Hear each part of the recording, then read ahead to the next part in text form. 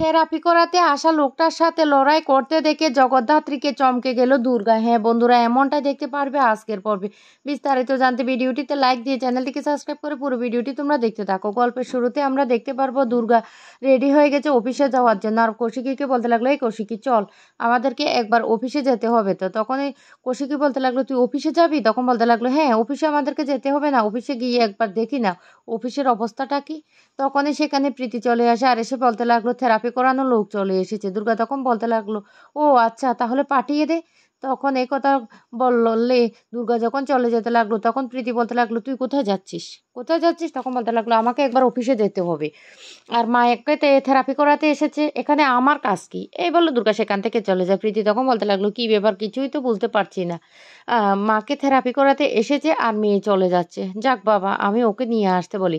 তারপরে গুঞ্জন ওই লোকটাকে নিয়ে আসে আর নিয়ে জগদ্ধাত্রীর কাছে নিয়ে যায়। আর সেখানে নিয়ে বলতে লাগলো, আপনার দেখে ওনাকে কেমন মনে হচ্ছে, উনি কি উঠে দাঁড়াতে পারবে? তখন বলতে লাগলো, দেখুন আমি তো ফিজিওথেরাপি করাতে এসেছি, কিছুদিন চেষ্টা করলে নিশ্চয় উনি উঠে দাঁড়াতে পারবেন বা সবটা করতে পারবেন। আচ্ছা আপনারা এবার এখান থেকে যান তো। তখন গুঞ্জন আর প্রীতি বলতে লাগলো, আমরা এখান থেকে যাব মানে? তখন বলতে লাগলো, আমাকে একটু একা ছেড়ে দিন, আমি ওনাকে ফিজিওথেরাপিটা করাই। প্রীতি তখন বলতে লাগলো, তাহলে তাহলে কি আমি এবার আপনার জন্য চাটা আনতে পারি? তখন বলতে লাগলো, না না চায়ের দরকার নেই। এই বলে ওরা যখন সবাই চলে যায় তখনই সেখানে দিব্যা ফোন করে আর বলতে লাগলো, কি ব্যাপার, পৌঁছে গেছো? তখন বলতে লাগলো, ম্যাডাম একদম চিন্তা করবেন না, আমি সব পৌঁছে গেছি, কাজটা হয়ে যাবে, আপনি কোনো চিন্তা করবেন না। এই বলে ফোনটা কেটে দিই। অন্যদিকে দেখা যায় রাজনাথ দুর্গাকে ফোন করে আর বলতে লাগলো, কোথায় আছিস? দুর্গা তখন বলতে লাগলো, অফিসে যাচ্ছি। কেন? গুবলু বড় গুবলু তখন বলতে লাগলো, তোর কাছে আমি একটা জিনিস চাইবো।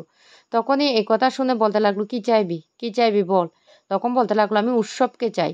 এই কথা বলতে দুর্গা তখন বলতে লাগলো, ও তোকে সেটা চাইতে হবে না, আমি তোকে সেটা দিয়ে দেব। আর একটা কথা বলে রাখি তোকে, তুই এখন উৎসবের সামনে দাঁড়িয়ে আছিস, বাপ ছেলে দুজনে চোখে জল, কিন্তু তোর ছেলেকে ভালো করে বুঝিয়ে দে।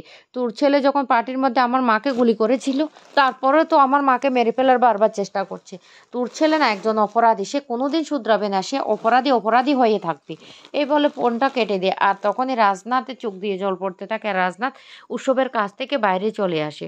অন্যদিকে দেখা যায় ওই লোকটা ফোনটা কেটে দেওয়ার পর জগদ্ধাত্রীকে মেরে ফেলার জন্য ছুরিটা বের করে আর বলতে লাগলো, এবার এবার আমি ওকে শেষ করে এখান থেকে পালাবো।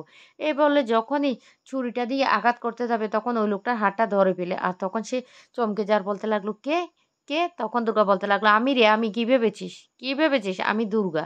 বুঝতে পারছিস আমি জগদ্ধাত্রীর মেয়ে দুর্গা, সেই জন্যই তো আমি এখানে শুয়ে পড়েছি। তুই কি ভেবেছিস জগদ্ধাত্রীকে শেষ করে চলে যাবি? এই বলে উঠে দাঁড়ায় আর লোকটাকে মারতে থাকে। আর চিৎকার চেঁচামেচির শব্দ শুনে তখন প্রীতি গুঞ্জন সেখানে ছুটে আসে আর এসে বলতে লাগলো, জগদ্ধাত্রী তুমি তুমি এইভাবে লড়াই করছো? তখন দুর্গা বলতে লাগলো, না রে, আমি দুর্গা, আমি জগদ্ধাত্রী মেয়ে। তখন স্বয়ম্ভু সেখানে ছুটে আছে আর স্বয়ম্ভুকে বলতে লাগলো, এই বাপ, ওকে অ্যারেস্ট কর, ও না আমার মাকে মেরে ফেলতে এসেছে।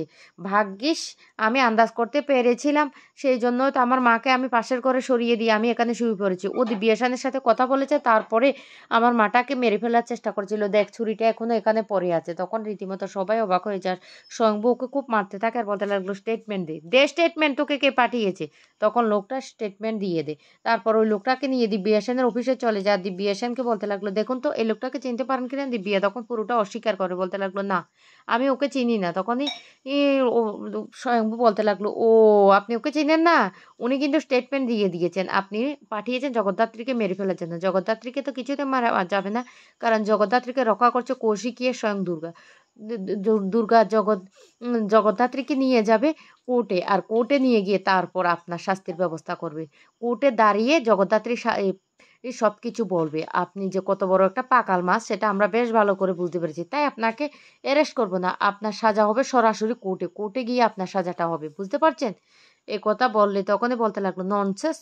স্বয়ম্ভু তখন বলতে লাগলো, ননসেন্স কাকে বলছেন? আপনি নিজেকে নিজে ননসেন্স বলছেন? হ্যাঁ আপনি তো ননসেন্স, আপনি বারবার একই ঘটনা একটার পর একটা করে যাচ্ছেন। আপনি ভেবেছেন আপনার সাজা হবে না, আপনাকে স্বয়ং সাজা দেবে জগদ্ধাত্রী মুখার্জি। জগদ্ধাত্রী মুখার্জি কথা বলবে, কোর্টে গিয়ে আপনার বিরুদ্ধে সাক্ষী দেবে। এ কথা বলতে তখন বলতে লাগলো, কিচ্ছু করতে পারবে না, কিচ্ছু করতে পারবে না, জগদ্ধাত্রী কিছুতে সেটা করতে পারে না। জগদ্ধাত্রী না উঠে দাঁড়াতেও পারবে না। শঙ্খ তখন বলতে লাগলো, চ্যালেঞ্জ রইল, জগদ্ধাত্রীকে কৌশিকী মুখার্জি আর দুর্গা মুখার্জি সুস্থ করে কোর্টে নিয়ে যাবে, তারপর যা হবে কোর্টে হবে। তো বন্ধুরা এবার কি সত্যি জগদ্ধাত্রী পারবে দিব্যা সেনের বিরুদ্ধে সাক্ষী দিতে কোর্টে গিয়ে?